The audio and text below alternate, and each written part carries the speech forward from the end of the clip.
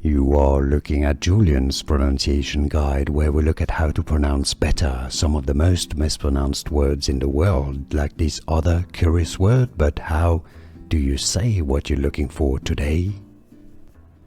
Let's learn how to pronounce this confusing word. I love the spelling of this word. I think it looks super cool. But anyways, if you want to learn more pronunciation, stay tuned.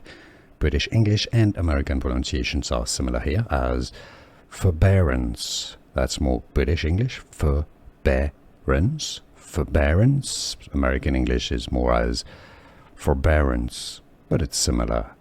Forbearance or forbearance.